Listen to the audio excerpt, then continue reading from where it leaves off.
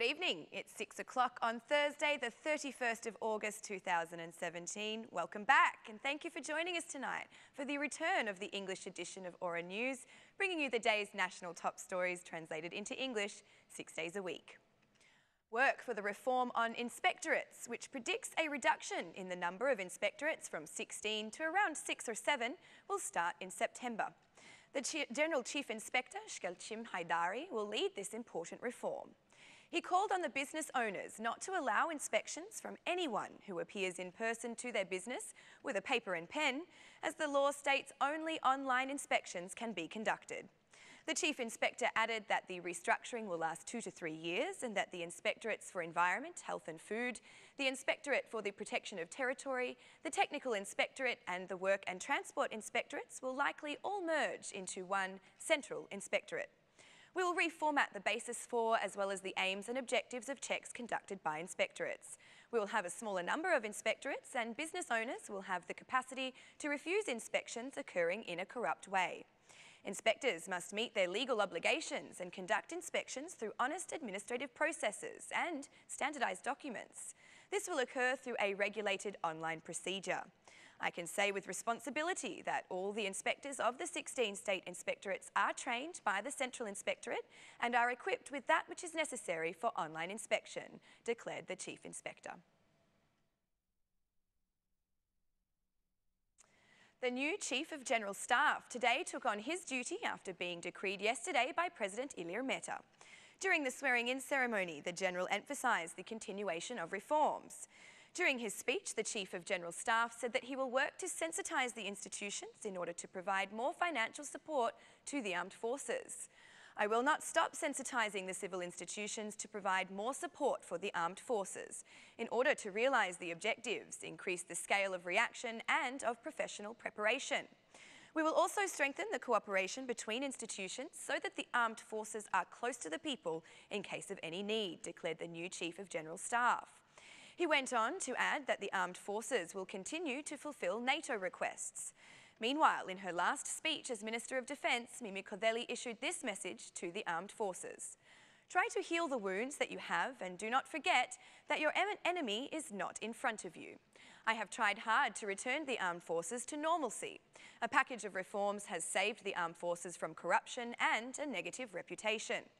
4 years ago, the financial situation was difficult due to accumulated debts. The armed forces are based on order, tradition and honour. These elements, combined with rules of democracy and the civil control, had been seriously violated. Yet again, I found the solution among you, declared the Minister of Defence, thanking the Prime Minister and the President for their readiness they expressed to decree the new Chief of General Staff.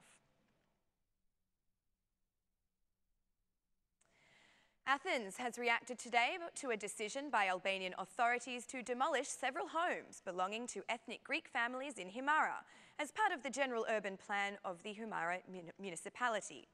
A spokesman from the Greek Foreign Ministry was asked today regarding the decision approved by the City Council yesterday, responding that the move effectively undermined Albania's ambitions for EU membership. It seems that Albanian authorities are more interested in violating the rights of the Greek minority than the country's European path, the Foreign Ministry spokesman said in response to a journalist's question. The reaction of the Greek Foreign Ministry follows the concerns recently expressed by citizens of Himara on what they consider to be a flagrant violation of rights of land and property owners in Himara. Meanwhile, the Greek Foreign Ministry has constantly emphasised that respecting the property rights of Greek minorities in Albania is one of the conditions that Albanian government must fulfil in order for negotiations for EU membership to be opened. The presidents of Kosovo and Serbia held a joint meeting in Brussels today, mediated by Federica Mogherini, the EU High Representative for Foreign Affairs and Security Policy.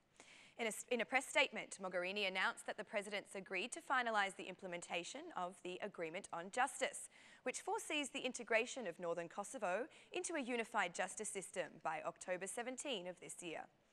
On that day, judges, prosecutors and judicial staff will be integrated into the Kosovo judiciary.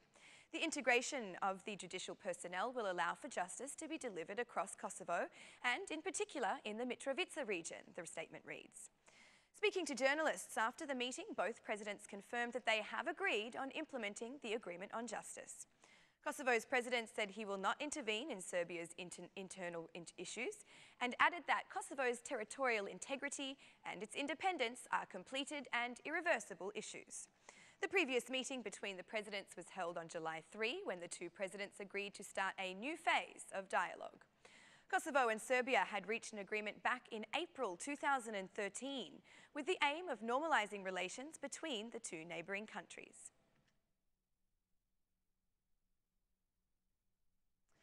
Albanian society continues to be discriminatory against people from the LGBTI community. The data of a new study performed by the Headhunter and supported by Vodafone reveals that only 58 people from the LGBTI community are in employment for 2017, mainly in international companies. According to the report, only 6% of Albanian companies have hired people who are part of the LGBTI community, the CEO of the Headhunter company declaring 58 people from the LGBTI community have declared to be employed. They are mainly employed by private international companies. Albanian companies are still wary of hiring a person from the LGBTI community. However, the Commissioner for the Protection from Discrimination said that the number of complaints received from the community has decreased. We have received complaints regarding employment discrimination at work and also complaints against some private companies. Fortunately, the number of complaints coming from the LGBTI community regarding relations at work is really small in the annual reports that we are drafting, the Commissioner said. The study was based on data gathered from 109 companies. The report also found that only 25% of companies have policies that discuss the rights of the LGBTI community.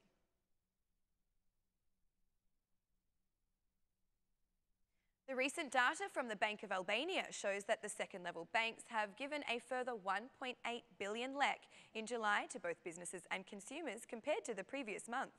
According to the data, the number of loans for businesses and also for individuals has increased in July. Second-level banks were recently issuing a lower number of loans, driven by the high level of loans in default and also by a smaller number of requests from business owners.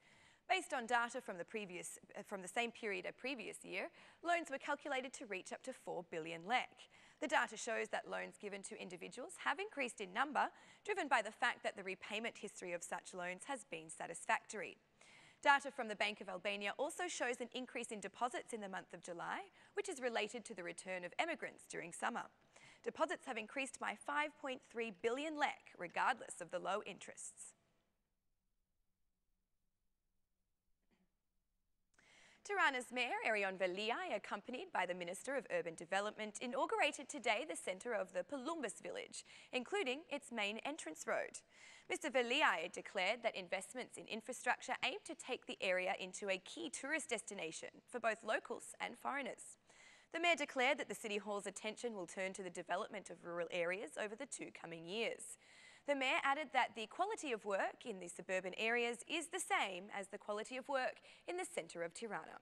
The City Hall's engagement for the next 2 years is to improve the infrastructure in rural areas.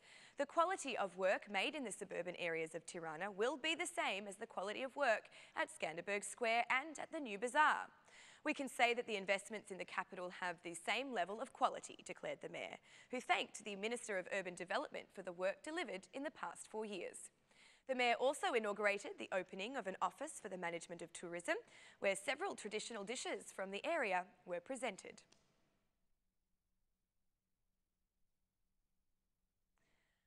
On the occasion of alAdha, the head of the Muslim community, Skender Bucay, issued a message to all Muslim believers.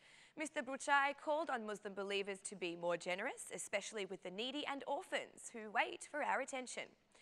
At this time, when the spiritual atmosphere prevails, I want to convey my best wishes to all Muslim believers. May you all be happy and in peace with all your beloved. Eid al-Adha is a symbol of sacrifice and sincerity. Muslim believers express their devotion by sacrificing a cow, goat or sheep in honour of Eid al-Adha and by offering something to their neighbours or to the needy. I want to call on all believers to be thankful for all the blessings and prosperities we have and to be generous with the needy, orphans and those who wait for our care and attention. Let's pray and celebrate together. Allow me to convey my heartfelt wishes to all Albanian people. Happy Eid al-Adha. May understanding, love for each other, peace and prosperity prevail in any family, says the head of the Muslim community. Muslim believers will celebrate Eid al-Adha on September 1 by attending a prayer at Skanderberg Square to be held at 6:50 in the morning.